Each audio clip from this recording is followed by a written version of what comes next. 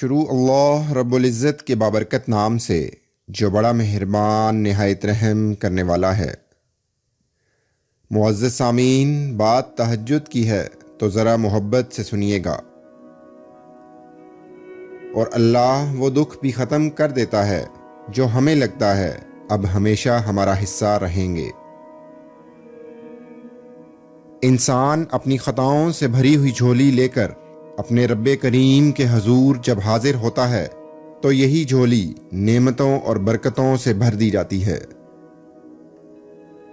اگر اللہ نے وہ لے لیا جس کے کھونے کا تم تصور بھی نہیں کر سکتے تو یقین رکھو وہ کچھ ایسا بھی دے گا جسے پانے کا تم نے سوچا بھی نہیں ہوگا۔ اپنی التجائیں اپنے اللہ کے حضور پیش کرتے ہوئے اس کی بڑائی کو ضرور مد نظر رکھا کرو۔ تہجد میں گرنے والے آنسو اکثر دعاؤں کی قبولیت کا وسیلہ بن جاتے ہیں، بس صبر اور اللہ پر بھروسہ ضروری ہے۔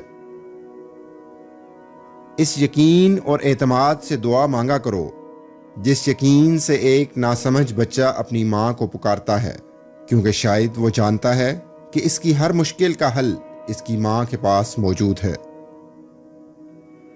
بار بار اسے پکارو، بار بار جھولی پھیلاؤ تاکہ وہ کن فرما کر تمہاری ہر فرمائش پوری کر سکے۔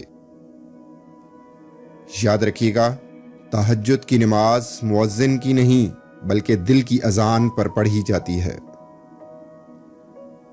جو اللہ کی ذات پر کامل یقین رکھتے ہیں ان کے لیے معجزے بھی اسی دنیا میں ہوتے ہیں۔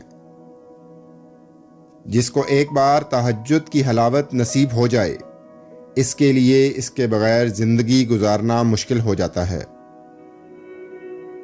اللہ کے معاملے میں اتنا مت سوچا کرو، بس آنکھیں بند کر کے یقین کر لیا کرو، کیونکہ یہ معجزوں کا راستہ ہے۔